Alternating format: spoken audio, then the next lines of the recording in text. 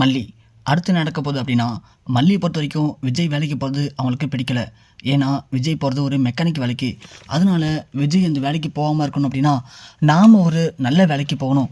அப்படி போயிட்டோன்னா விஜயை வீட்டில் இருக்க வைக்கலாம் அப்படின்னு மல்லி திரும்பவும் வேலைக்கு போகிறாங்க. இந்த முறை என்ன பண்ணுறாங்க அப்படின்னா, மல்லி ஒரு தெரிஞ்ச அண்ணன்ட்ட சொல்கிறாங்க. அந்த அண்ணன் சொல்கிறாங்க, இங்கே பாரும்மா மல்லி, இப்போது நீ வந்து ஃபுல் டே வேலை பார்க்க வேணாம், ஈவினிங் மட்டும் வேலை பார்க்குறியா அப்படின்னு கேட்க, ஈவினிங் அண்ணன் எத்தனை மணிலேருந்து எத்தனை மணி வரைக்குண்ணே?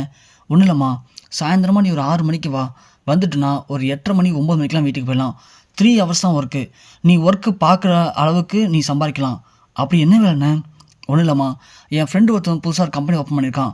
அது வந்து ஆன்லைன் ஃபுட் டெலிவரி. அதாவது வீட்டில் இருக்கிற அந்த தனியாக இருக்கிற ஹவுஸ் ஒய்ஃப்லாம் அவங்களுக்கு என்ன ஃபுட்டு வேணுமோ ஆர்டர் பண்ணுவாங்க. நீ அதை எடுத்துகிட்டு போய் அவங்கள்ட்ட கொடுத்தா போதும். நம்ம ஸ்விக்கி சொமேட்டோ இருக்கு இல்லையா, அதே மாதிரி தான். இது முழுக்க முழுக்க ரொம்ப சேஃபானது தாம்மா. நீ வேணால் சொல்லு, நான் அங்கே ஒன்று வேலைக்கு சேர்த்து விட்றேன் அப்படின்னு சொல்ல, சரிங்கண்ணே அப்போனா ஓகேண்ணே அப்படின்னு சொல்லி மல்லி போய் சேர்ந்துடுறாங்க. அவங்களும் இங்கே அப்புறமா ஒரு பிரச்சனை இல்லை, இந்த ஆப்பை நீ ஏற்றிக்கோ, ஏற்றினதுக்கு அப்புறமா அந்த ஆப்பில் உனக்கு டெலிவரி வந்துகிட்டே இருக்கும். நீ போய் ஆன் டைமில் டெலிவரி பண்ணால் போதும். யார்ட்டையும் எந்த பிரச்சனையும் பண்ணாமல் கொஞ்சம் டீசெண்டாக நீ நடந்துக்கிட்டனா உனக்கு இருக்க நிறையா சம்பளம் வந்துகிட்டே இருக்குமா அப்படின்னு சொல்ல, மல்லியும் அதை விருப்பப்பட்டு செய்கிறாங்க. பரவாயில்ல, நல்ல வேலை தான் இது. இந்த வேலை மட்டும் இல்லை, பிக்கப் ஆகி நமக்கு நல்ல சம்பளம் வந்துச்சுன்னா கண்டிப்பாக விஜய் அதுக்கப்புறம் மெக்கானிக் வேலைக்கு நம்ம அனுப்ப தேவையில்லை அப்படின்னு மல்லி முடிவு பண்ணுறாங்க. முடிவு பண்ணி மல்லி டெலிவரியும் பண்ணுறாங்க. ஆனால் இங்கே ஒரு பக்கம் பார்த்தா நம்ம விஜய்க்கு அவங்க ஓனர் இருக்கா இல்லையா, ஸோ சம்பளம் கொடுக்குறாரு. விஜய் ஒன்று, என்ன சார் இப்போ சம்பளம் கொடுக்குறீங்க? இல்லைங்க, நீங்கள் வந்து ஒரு வாரம் தான் ஆகுது, ஆனால் நீங்கள் வந்து ஒரு வாரத்தில் நல்ல இம்ப்ரூவ்மெண்ட் ஆகிருக்கு. நிறைய பேர் வந்துட்டு போகிறாங்க, அதுவும் எல்லாமே சாட்டிஸ்ஃபேக்ஷன் ஆகுறாங்க. அதுக்கு எல்லாத்துக்கும் காரணம் நீங்கள் மட்டும்தான். ஏன்னா வேலைக்கே ஆள் இல்லாமல் கஷ்டப்பட்டுருந்தேன். நீங்கள் வந்ததுக்கப்புறமா 2 பேர் வேலை செய்யக்கூடிய வேலையை நீங்கள் ஒரு ஆள் செய்கிறீங்க. அதனால நமக்கு நல்ல லாபம் கிடச்சிருக்கு. அதில் ஒரு பங்கு உங்களுக்கு தரணும்னு ஆசைப்பட்டேன், இந்தாங்க வச்சுக்கோங்க அப்படின்னு அவர் கொடுக்கவும் விஜய்க்கு சந்தோஷம் தாங்கலை. ஏன்னா தான் கஷ்டப்பட்டு உழைச்ச காசு அப்படின்னு அதில் ஸ்வீட் வாங்கிக்கிட்டு மல்லிக்கு ஒரு புடவை வாங்கிக்கிட்டு விஜய் சந்தோஷமாக வீட்டுக்கு போகிறாரு. ஆனால் மல்லி வீட்டில் இல்லை. கேட்கவும் அன்னபூர்ணி, இல்லைப்பா பக்கத்தில் ஃப்ரெண்டு வீட்டுக்கு போயிருக்கா, வந்துடுவான்னு சொல்லி சமாளிச்சுறாங்க.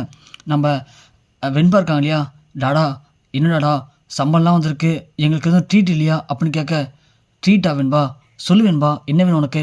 டாடா பீஸா சாப்பிட்டு ரொம்ப நாளாச்சு, பீஸா சாப்பிடலாமா?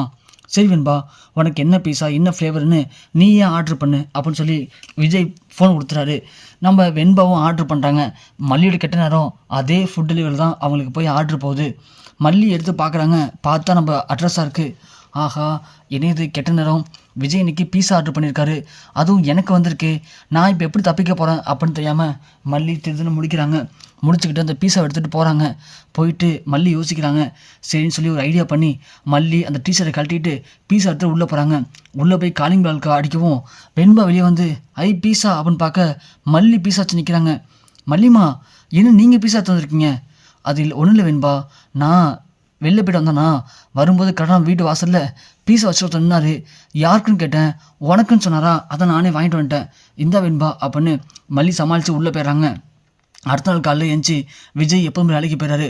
அன்னப்பொண்ணி வந்து, புள்ள நேற்று எங்கே புள்ள வேலைக்கு போனேன், என்ன வேலை பார்த்துட்ருக்க நீ அப்படின்னு கேட்க, இது மாதிரி டெலிவரி வேலை கிடச்சிருக்கு பெரியமா, இந்த வேலையும் நல்ல வேலை தான், எந்த பிரச்சனையும் இல்லை, நல்ல சம்பளம் வருது பெரியமா இதில் அப்படின்னு நம்ம மல்லி பேசும்போது நம்ம அரவிந்த் வந்து, பார்த்தேன் மல்லி, நேற்று நைட் நீங்கள் அந்த ஃபுட் டெலிவரி ட்ரெஸ்ஸை போட்டு வந்ததையும் பார்த்தேன், பீஸா எடுத்து உள்ளே போகும்போது டீஷர்ட்டை கழட்டி வச்சுட்டு உள்ளே போனது நான் பார்த்தேன் அப்படின்னு சொல்ல, ஐயோ அரவிந்த் ப்ளீஸ் அரவிந்த், இதை மட்டும் விஜய்கிட்ட சொல்லிடாதீங்க, விஜய்க்கு தெரிஞ்சால் கண்டிப்பாக நான் விட மாட்டார் அப்படின்னு மல்லி சொல்கிறாங்க. சரி மல்லி, ஒரு பிரச்சனை இல்லை, ஆனால் ஒன்று, நீங்கள் பண்ணுற இந்த விஷயமும் நல்ல விஷயந்தான், நீங்கள் மனசு வச்சா இதை வச்சு நம்ம ஒரு பெரிய திட்டமே போடலாம், திட்டம் போட்டு உங்கள் வாழ்க்கையவே டோட்டலாக மாற்றலாம் அப்படின்னு அரவிந்த் சொல்கிறாரு. மல்லி ஒன்று, என்ன அரவிந்த் சொல்கிறீங்க, என்ன திட்டம் போட போகிறீங்க? இல்லை மல்லி, நேற்று உங்களை இந்த ட்ரெஸ்ஸில் பார்த்ததுக்கப்புறமா எனக்கு நைட்டு ஃபுல்லாக ஒரே யோசனை, என்னன்னா நான் ரீசெண்டாக ஒரு படம் பார்த்தேன், அந்த படத்துலையும் இதே மாதிரி தான் பண்ணுவாங்க. ஒன்றும் இல்லை மல்லி, கண்டிப்பாக அந்த ராஜேஸ்வரி எப்படியும் சமைச்சு சாப்பிட வாய்ப்பு இல்லை, இதே மாதிரி ஆன்லைனில் ஆர்டர் பண்ணி சாப்பிடுவாங்க. நீங்கள் அவங்க வீடு இருக்க லொக்கேஷன் பக்கம் போய் நில்லுங்க, கண்டிப்பாக அவங்க ஆர்டர் பண்ணுற ஃபுட்டும் இதே மாதிரி உங்கள் மொபைலில் தான் பின் ஆகும். நீங்கள் அந்த ஃபுட்டை எடுத்துகிட்டு போகும்போது ஒரு ஆப்ஷன் கார்டு வரும், அப்படி வந்துச்சுன்னா நீங்கள் மூஞ்சில் மாஸ்க் போட்டு அந்த ஃபுட் எடுத்து போய் அவங்களுக்கு கொடுக்கலாம். கொடுக்கும்போது அந்த ஃபுட்டில் அவங்களுக்கு தெரியாமல் மயக்க மருந்து கலந்து கொடுத்துட்டிங்கன்னா கண்டிப்பாக அவங்க மயங்கிடுவாங்க. அதுக்கப்புறம் நீங்கள் உள்ளே போகும்போது அந்த சார் கையெழுத்து போட்டு கொடுத்துரு டாக்குமெண்ட், அந்த டாக்குமெண்ட் எங்கே இருக்குன்னு தேடி கண்டுபிடிச்சி எடுத்துடலாம். எடுத்து கிழிச்சு போட்டோன்னா அப்புறம் எல்லா பிரச்சனையும் ஒரு முடிவுக்கு வந்துடும் அப்படின்னு நம்ம அரவிந்த் சொல்கிறாரு. ஆனால் மல்லி, ஐயோ அரவிந்த் இதில் சொதப்பிடுச்சுன்னா பெரிய பிரச்சனையாடுமே. ஐயோ மல்லி, அதெல்லாம் ஒன்றும் ஆகாதுங்க, நான் சொல்கிறது மட்டும் செய்யுங்க. நீங்கள் போங்க, அந்த அட்ரஸில் போய் நில்லுங்க, கண்டிப்பாக உங்களுக்கு ஃபுட்டு வரும், வந்ததுக்கப்புறம் மீதி நான் பார்த்துக்கிறேன் அப்படின்னு அரவிந்த் மல்லி 2 பேரும் போய் நிற்கிறாங்க.